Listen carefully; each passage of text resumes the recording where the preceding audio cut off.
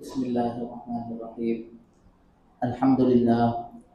الحمد لله وكفى وسلام على عباده الذين اصطفى. أما بعد، فقد قال الله تعالى في القرآن المجيد: أعوذ بالله من الشيطان الرجيم. بسم الله الرحمن الرحيم. ما آتاكم الرسول فخذوه وما نهاكم عنه فانتهوا. وعن أبي هريرة رضي الله عنه قال النبي صلى الله عليه وسلم: الإيمان بضع وسبعون شعبة أفضلها قول لا إله إلا الله وأدناها إماطة الأذى عن الطريق والحياء شعبة من الإيمان، أو كما قال عليه الصلاة والسلام. اللهم صل على سيدنا محمد وعلى آل سيدنا محمد وبارك وسلم. اللهم صل على سيدنا محمد وعلى آل سيدنا محمد وبارك وسلم. اللهم صل على سيدنا محمد وعلى آل سيدنا محمد وبارك وسلم. محترم معزز بزرگوں، عزیز دوستوں، نوجوان ساتھیوں، گزشتہ جمعہ میں آپ حضرات کے سامنے اس حدیث کا پہلا ٹکڑا یعنی افضلها قول لا الہ الا اللہ، ایمان کا سب سے پہلا شعبہ افضلها قول لا الہ الا اللہ، لا الہ الا اللہ کا کہنا، اور پھر اس کلمے کے کیا فوائد ہیں اور اس کلمے کی کیا طاقت ہے، اور یہ ساری باتیں آپ حضرات کے سامنے گزشتہ جمعہ میں رکھی گئی۔ اللہ کے نبی صلی اللہ علیہ وسلم اور صحابہ اکرام رضوان اللہ تعالی علیہم اجمعین کے دلوں میں جو اس کلمے کی بدولت ایمانی طاقت پیدا ہوئی تھی، اس کا آپ حضرات کے سامنے ذکر کیا گیا۔ اس حدیث کا دوسرا جز ہے وَأَدْنَاهَا إِمَاطَةُ الْأَذَى عَنِ الطَّرِيقِ، کہ ایمان کا سب سے کمتر درجہ راستے سے تکلیف دہ چیز کو ہٹانا ہے۔ ایمان کا سب سے ادنا درجہ، سب سے کمتر درجہ یہ ہے کہ راستے سے تکلیف دہ چیز کو ہٹانا۔ وَأَدْنَاهَا إِمَاطَةُ الْأَذَى عَنِ الطَّرِيقِ، اللہ کے نبی صلی اللہ علیہ وسلم نے اس امت کو صرف عبادات کی تعلیم نہیں دی کہ نماز ایسا پڑھیں، روزہ ایسا رکھیں، زکوٰۃ ایسا کریں، ایسا ادا کریں، یا حج اس طریقے سے ادا کریں، بلکہ اللہ کے نبی صلی اللہ علیہ وسلم نے اس کے ساتھ ساتھ اس امت کے مسلمانوں کو معاشرتی زندگی بھی سکھائی کہ انسان کو ایک مسلمان ہونے کے ناطے کیسے زندگی گزارنا چاہیے، کیسے رہنا چاہیے۔ اللہ کے نبی صلی اللہ علیہ وسلم نے بتلایا۔ اس حدیث کا یہ دوسرا جز انسان کے معاشرتی زندگی کے متعلق ہی ہے،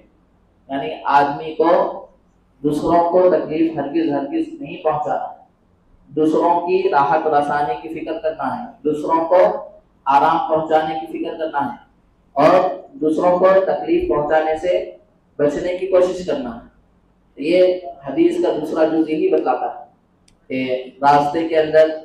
بہت ساری چیزیں ایسی ہوتی ہیں جو تکلیف دہ ہوتی ہیں، جس کے ذریعے سے کسی نہ کسی انسان کو تکلیف پہنچتی ہے۔ بہت سارے کام ایسے ہیں جو ہمارے سے وہ کام ہو جاتے ہیں، ہم وہ کام کر بیٹھتے ہیں، لیکن ہمیں خیال بھی نہیں ہوتا کہ میرے اس کام کی وجہ سے کسی اور کو تکلیف ہوگی یا کسی اور کو راحت پہنچے گی، کسی اور کو نقصان پہنچے گا، یا کوئی اور اس سے خوش ہو جائے گا۔ یہ ہمیں اس بات کا ہرگز کوئی خیال نہیں رہتا۔ ہم لا علمی کے اندر، غفلت کے اندر بہت سارے کام ایسے کرتے رہتے ہیں کہ جو دوسروں کی تکلیف اس کے اندر ہوتی ہے، دوسروں کو تکلیف پہنچتی ہے اس کے ذریعے سے۔ تو اللہ کے نبی صلی اللہ علیہ وسلم نے ایک حدیث بتلائی، اس میں فرماتے ہیں اللہ کے نبی صلی اللہ علیہ وسلم کہ ان اللہ وملائکتہ یصلون علی الصف الاول، علی الصف الاول، کہ اللہ رب العزت والجلال اور اللہ کے ملائکہ پہلی صف والوں کے اوپر رحمت بھیجتے ہیں، پہلی صف میں بیٹھنے والوں کے اوپر اللہ رب العزت والجلال اور اللہ کے ملائکہ رحمت بھیجتے ہیں۔ یہ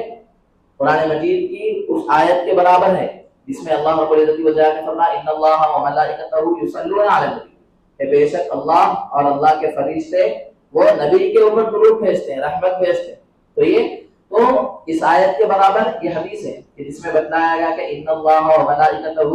یصلون علی الصف الاول، کہ جو پہلی صف کا اہتمام کرتے ہیں، پہلی صف میں بیٹھ کر نماز پڑھتے ہیں، ان کی فضیلت یہ ہے کہ ان پر اللہ اور اللہ کے فرشتے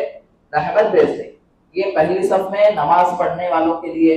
اور پہلی صف کا اہتمام کرنے والوں کے لیے حدیث کے اندر یہ فضیلت آئی۔ اور پھر اللہ کے نبی صلی اللہ علیہ وسلم نے ایک دوسری حدیث میں بھی بتلایا کہ جو پہلی صف میں نماز پڑھنے کا اہتمام کرتے ہیں ان کو اللہ کے نبی صلی اللہ علیہ وسلم نے 3 مرتبہ ان کو دعائیں دی۔ جو پہلی صف میں نماز پڑھنے کا اہتمام کرتے ہیں، یعنی مسجد جلدی آتے ہیں اور مسجد میں آنے کے بعد پہلی صف میں بیٹھنے کی کوشش کرتے ہیں، ایسا نہیں کہ پہلی صف میں جگہ ہونے کے باوجود پیچھے بیٹھے۔ تو اللہ کے نبی صلی اللہ علیہ وسلم نے اس حدیث میں بتلایا کہ جو پہلی صف میں نماز پڑھنے کا اہتمام کرتے ہیں ان کو اللہ کے نبی صلی اللہ علیہ وسلم نے 3 دعائیں دی۔ اور پھر جو دوسری صف میں نماز پڑھتے ہیں اللہ کے نبی صلی اللہ علیہ وسلم نے ان کو 2 دعائیں دی۔ لیکن اس کے باوجود اللہ کے نبی صلی اللہ علیہ وسلم نے ایک جگہ بتلایا کہ اگر پہلی صف میں آدمی، پہلی صف مکمل ہو گئی، مکمل ہونے کے بعد اتنی جگہ بچ گئی ہے کہ کوئی آدمی اگر اس جگہ میں جا کر نماز پڑھے گا تو آزو بازو والوں کو تکلیف ہوگی، تو لوگوں کو تکلیف سے بچانے کے لیے وہ پہلی صف کو چھوڑ کر دوسری صف میں نماز پڑھا۔ اتنی جگہ بچ گئی کہ ایک آدمی کو جگہ بس نہیں ہو سکتی، بہت مختصر جگہ ہے، اگر ہوگی تو آزو بازو والوں کو اس کے کھڑے ہونے کی وجہ سے پہلی صف میں تکلیف ہوگی۔ لیکن اس خیال سے کہ میرے بازو والوں کو تکلیف ہوگی وہ شخص پیچھے چلا گیا دوسری صف میں، پہلی صف کے ثواب کو چھوڑ کر دوسری صف میں نماز پڑھ رہا ہے، آزو بازو والوں کے جگہ مطلب ان کو تکلیف سے بچانے کے لیے۔ تو اللہ کے نبی صلی اللہ علیہ وسلم نے فرمایا کہ اس کو پہلی صف میں پڑھنے کے لیے جو ثواب ملتا ہے اس کا دوگنا ثواب ملے گا۔ کیوں؟ اس لیے کہ وہ اپنے جو ساتھی ہے اس کو تکلیف سے بچانے کے لیے پہلی صف کے ثواب کو چھوڑ رہا ہے، تو لہٰذا تکلیف سے بچانے کے لیے جب وہ پہلی صف کے ثواب کو چھوڑ کر دوسری صف میں نماز پڑھ رہا ہے تو اس کے لیے پہلی صف والوں کے برابر دوگنا ثواب دیا جائے گا۔ ایک ثواب ہے، اس کے علاوہ 2 اجر ہے اس کے لیے۔ تو یہ اسلام کے اندر دوسرے کو تکلیف سے بچانے کے لیے، دوسروں کو کیا ہے تکلیف پہنچنے سے کیا ہے بچنے کے لیے اتنی تاکید آئی کہ ایک جگہ تو پہلی صف کا ثواب بتلایا گیا، دوسرا کسی کو تکلیف پہنچنے کے اندیشے سے اگر پہلی صف چھوٹ جا رہی تو اس کے اوپر بھی اجر بتلایا گیا۔ تو لہٰذا یہاں پر بھی دوسروں کو تکلیف پہنچانے کا کیا ہے پہنچانے سے بچنا ہے۔ ایسا نہیں کہ ہم پہلی صف کے ثواب کے لیے اتنا آگے دوڑ پڑیں کہ کسی کو کیا ہے اس کی وجہ سے تکلیف پہنچ جائے۔ اور پھر ایسے ہی بہت سارے ایسی باتیں ہیں کہ جو ہم سے ہوتے رہتی ہیں۔ اللہ کے نبی صلی اللہ علیہ وسلم نے یہ بھی بتلایا کہ جمعہ کے دن جب مسجد پوری بھر جاتی ہے، مسجد پوری بھر جاتی ہے، اگلی صفیں پوری ہو جاتی ہے، مکمل ہو جاتی ہے، اس کے بعد جو آخر میں خطبے کے وقت یا اذان کے وقت جو لوگ آتے ہیں وہ لوگوں کی گردنیں پھلانگتے ہوئے، یعنی لوگوں کی گردنوں کے اوپر سے کیا ہے پھلانگتے ہوئے اگلی صفوں میں آ کر بیٹھنے کی کوشش کرتے ہیں۔ جب یہ پہلی صفیں اس وقت مکمل ہو چکی ہوں تو اس وقت تو اللہ کے نبی صلی اللہ علیہ وسلم نے فرمایا یہ بھی لوگوں کو تکلیف دینا ہے، اس لیے کہ اگلی صفیں جب مکمل ہو چکی ہیں تو اب گردنوں کے پھلانگتے ہوئے لوگوں کی گردنوں کو پھلانگ کر آگے بڑھنے کی وجہ سے لوگوں کو تکلیف ہوگی، تو لہٰذا اللہ کے نبی صلی اللہ علیہ وسلم نے بتلایا کہ ایسی تکلیف پہنچانے سے بھی اپنے آپ کو بچانا ہے، لوگوں کو اس طریقے سے بھی تکلیف نہیں پہنچانا ہے۔ کہ ایک صحابی ہے حضرت عبداللہ بن مسعود رضی اللہ تعالیٰ، وہ بیان کرتے ہیں کہ اللہ کے نبی صلی اللہ علیہ وسلم ایک مرتبہ حرم مکی کے اندر تھے، اللہ کے نبی صلی اللہ علیہ وسلم بیت اللہ کا طواف کر رہے تھے، تو اللہ کے نبی صلی اللہ علیہ وسلم نے بیت اللہ کو فرمایا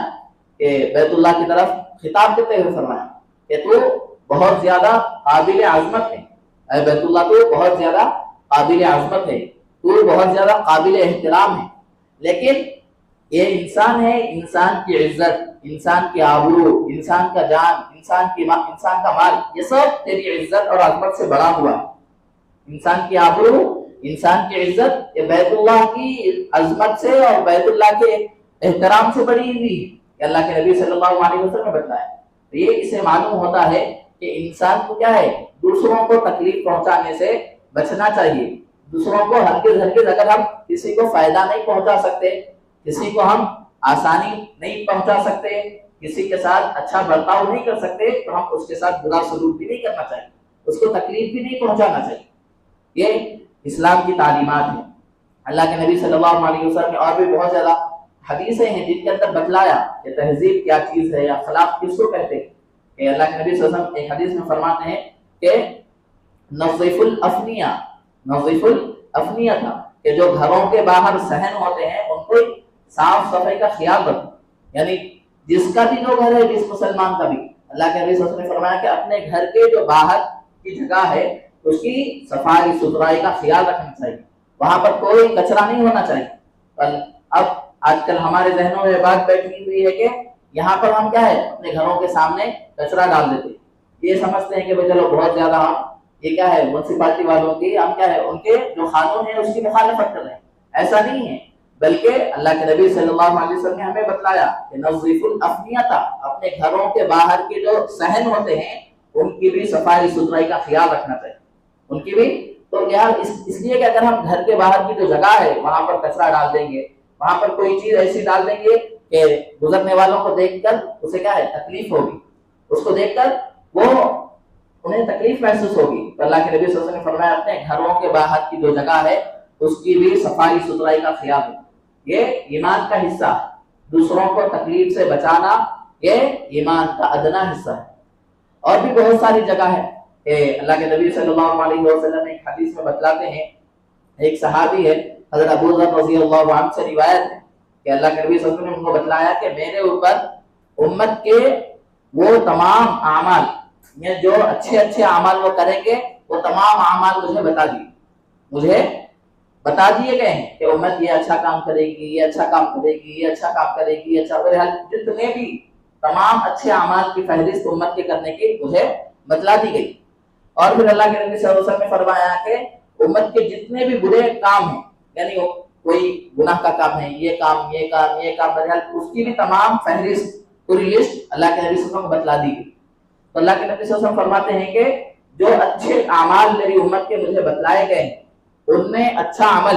یعنی بہت سارے اعمال ہے، وہ بہت سارے اعمال ہے وہ، لیکن ان میں سے ایک اچھا عمل یہ ہے کہ اللہ کے نبی صلی اللہ علیہ وسلم نے فرمایا کہ راستے سے تکلیف دہ چیز کو ہٹانا،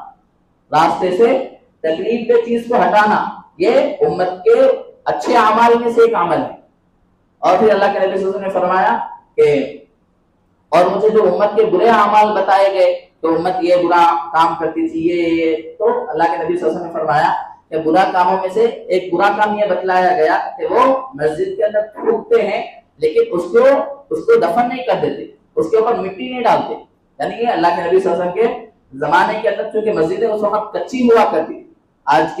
کی طرح پکی مساجد یا فرش بچھا ہوا نہیں ہوتا تھا، تو اس وقت اگر کوئی تھوک بھی دے تو اس تھوک کو کیا ہے اللہ کے نبی صلی اللہ علیہ وسلم کا حکم تھا کہ اس کے اوپر مٹی ڈال دے.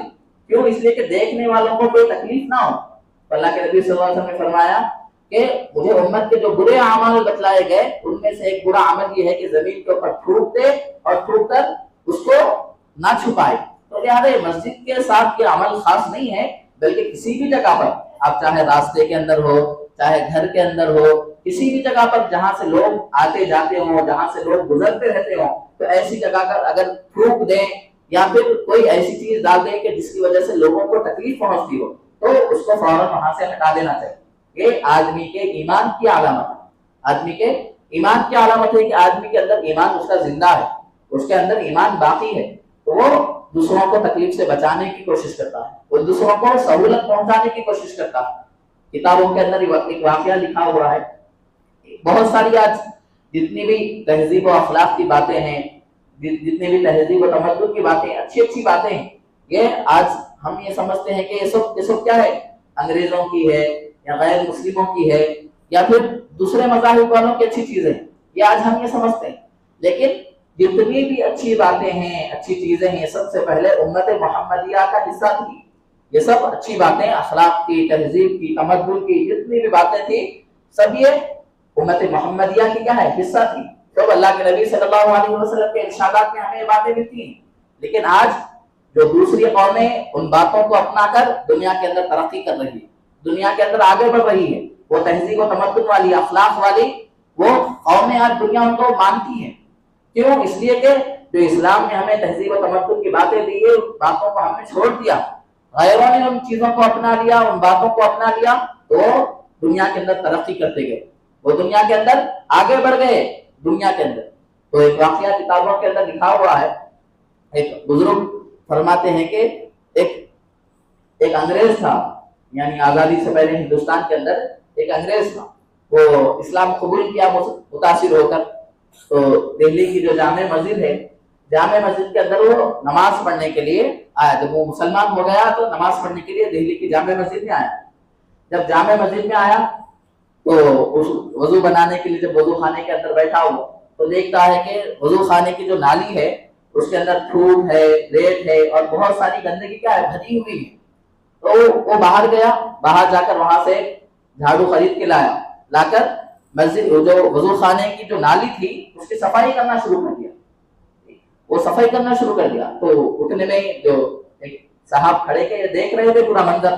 تو اتنے میں ایک دوسرے بزرگ مسلمان جو پہلے سے مسلمان تھے وہ مسجد کے اندر داخل ہو رہے۔ تو جب اس انگریز کو دیکھا جو مسلمان ہوئے تھے، نو مسلم تھے، ان کے اس عمل کو دیکھ کر کہنے لگے کہ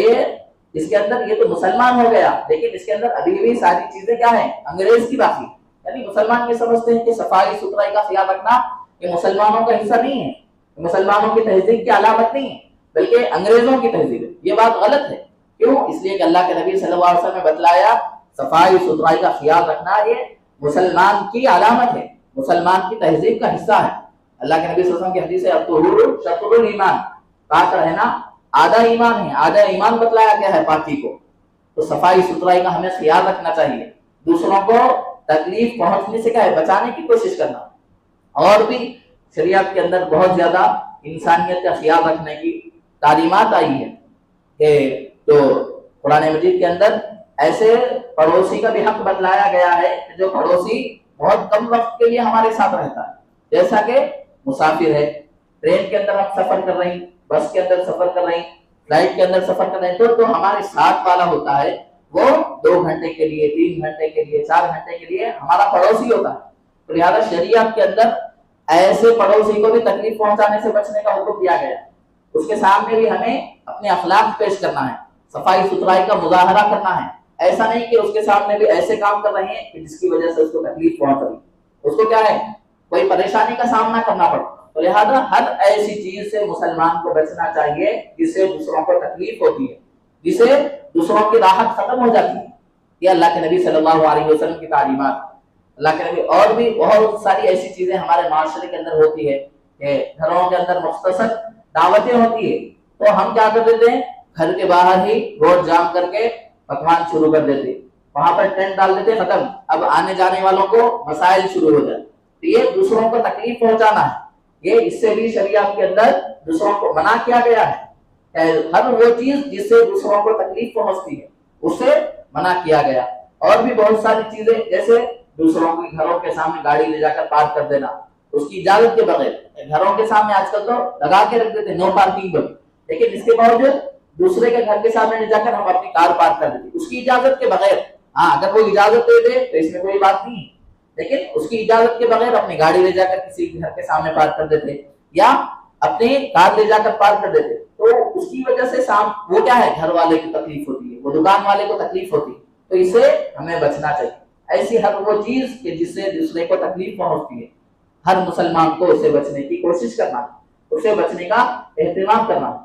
اس حدیث کے اندر یہی بتلایا گیا ہے کہ وَأَدْنَاهَا إِمَاطَةُ الْأَذَى عَنِ الطَّرِيقِ، کہ ایمان کے بہت زیادہ شعبے ہیں۔ پہلا شعبہ لا الہ الا اللہ کہنا ہے، اور ایمان کا سب سے کم تر درجہ یہ ہے کہ آدمی کو راستے سے تکلیف دہ چیز کو ہٹا۔ کہ ہم بہت ساری مرتبہ دیکھتے ہیں کہ بہت سارے لوگ بسوں کے اندر سفر کر رہے ہیں، موز کھا کے موز کا چھلکا روڈ کے اوپر ایسے ہی پھینک دیتے، اور گلیوں کے اندر کیا ہے، گھر کے باہر موز کا چھلکا ایسے ہی پھینک دیتے، تو گزرنے والے بچے، گزرنے والے بڑے بوڑھے وہاں سے گزرتے تو وہ اس کے زد میں آ کر کیا ہے، پھسل کر گر جاتے، انہیں نقصان پہنچتا، تکلیف ہوتی۔ تو شریعت کے اندر ان تمام چیزوں سے کیا ہے، دوسروں کو تکلیف پہنچنے کی جتنی بھی چیزیں ہیں ان سے بچنے کا حکم دیا گیا۔ دوسروں کو راحت کا خیال کرنا ہے، دوسروں کی آسانی کا خیال کرنا ہے، دوسروں کی سہولت کا خیال کرنا ہے، لیکن کسی کو ایسی تکلیف پہنچانے کی ہرگز کیا ہے، ایسا کام نہیں کرنا چاہیے کہ جس سے دوسروں کو تکلیف پہنچتی۔ تو یہ شریعت کے اندر ہمیں بتلایا گیا، اور یہ بات بھی بتلائی گئی ہے کہ آدمی کہ ہر وہ کام کہ جس سے دوسروں کو تکلیف پہنچتی ہے وہ شریعت کے اندر گناہ کبیرہ ہے، گناہ کبیرہ ہے۔ ہر اس کام سے بچنے کی کوشش کرنا ہے جس سے دوسروں کو تکلیف پہنچتی، تو یہ گناہ کبیرہ ہے۔ گناہ کبیرہ کا معاملہ تو اتنا بڑا ہے کہ اگر اللہ معاف کر دے تو ہی معاف ہو سکتا ہے، ورنہ آپ اتنی عبادتیں کر لیں، جتنے بھی اچھے کام کر لیں، اس کی وجہ سے گناہ کبیرہ معاف نہیں ہوگا۔ گناہ کبیرہ کی معافی کے لیے ہے کہ اللہ سے معافی مانگے، یا پھر جس بندے کو تکلیف پہنچائی ہے اس سے تو معافی مانگنا ضروری ہے۔ اگر جب تک اللہ بھی معاف نہیں کریں گے اور جس بندے کو تکلیف پہنچائی اس نے بھی معاف نہیں کیا تو گناہ کبیرہ اس وقت تک معاف نہیں ہوتا۔ تو دوسروں کو تکلیف پہنچانا یہ گناہ کبیرہ میں سے، تو لہذا شریعت کے اندر جہاں پر ہمیں عبادتیں بتلائی گئی کہ نماز پڑھنے کا طریقہ بتایا گیا، روزے رکھنے کا طریقہ بتایا گیا، حج کا طریقہ بتایا گیا، زکوٰۃ بتایا گیا، اس کے ساتھ ساتھ شریعت ہمیں معاشرتی زندگی بھی بتاتی ہے کہ انسان کیسے زندگی گزارنا، دوسروں کو ہرگز کبھی بھی تکلیف نہیں پہنچانا ہے، اپنے گھروں کے اندر صفائی ستھرائی کا خیال رکھنا ہے، کچرے کی جو بھی چیزیں ہیں، گندی چیزیں ہیں، ایسی چیزوں کو جہاں پر ڈالنا ہے وہیں پر ڈالنا ہے، گھروں کے باہر گندگی کا ماحول نہیں کرنا ہے، گھروں کے اندر گھروں کے باہر صفائی ستھرائی کا خیال رکھنا ہے، یہ تمام چیزیں ہمیں بتلائی گئی۔ اور راستے سے جو بھی چیز راستے کے اندر ہمیں کانٹا نظر آئے یا پھر پتھر نظر آئے یا ہر وہ چیز جس سے کسی کو نقصان ہو سکتا ہو اگر نظر آئے تو فوراً ہمیں اسے ہٹانے کی کوشش کریں، اس لیے کہ اگر ہم ایسی چیز ہٹائیے تو سامنے والا اگر غفلت میں رہا، وہ نظر نہیں پڑے گی اس کی، تو وہ گرنے سے بچ جائے گا، اس کو نقصان پہنچنے سے کیا ہے وہ بچ جائے گا۔ تو اس لیے ہمیں اس چیز کا اہتمام کرنا ہے۔ یہ حدیث کے اندر یہی بتلایا گیا کہ آدمی کے ایمان کی علامت ہے، یعنی اگر کوئی آدمی راستے میں کوئی ایسی چیز دیکھ لے کہ جس سے کسی کو تکلیف ہوتی ہے وہ ہٹا دیا تو یہ سمجھنا چاہیے کہ آدمی کے ایمان کی علامت ہے۔ اگر کوئی آدمی راستے میں تکلیف دہ چیز کو دیکھنے کے باوجود بھی نہیں ہٹا رہا تو لہذا وہ آدمی کی کیا ہے، ایمان کی علامت نہیں ہے بلکہ کفر کی علامت ہے، وہ اسے کفر کی علامت ہے، اس لیے کہ ایمان کی علامت ہوتی تو وہ دوسروں کو تکلیف دینے والی چیزوں کو راستے سے ہٹا دیتے۔ ایسی بہت ساری چیزیں ہیں جو جس کے ذریعے سے ہم غفلت میں ہوتے ہیں لیکن ہمارے وہ کام دوسروں کی تکلیف کا سبب بنتے ہیں، دوسروں کو تکلیف پہنچاتے ہیں، اس لیے ہمیں ہمارے ہر کام کے اوپر نظر رکھنا چاہیے کہ کہیں میرے اس کام کی وجہ سے کسی دوسروں کو تو تکلیف نہیں پہنچ سکتی، تو لہٰذا ہمیں اس طریقے سے ایک مسلمان کی زندگی گزارنے کی کوشش کرنا چاہیے۔ اللہ رب العزت والجلال سے دعا ہے کہ جو باتیں کہی گئی اللہ کہنے والے کو، سننے والوں کو اس پر عمل کرنے کی توفیق عطا فرمائے۔ وآخر دعوانا الحمد للہ رب العالمین۔ جو حضرات سنت ادا نہیں کی ہے وہ سنت ادا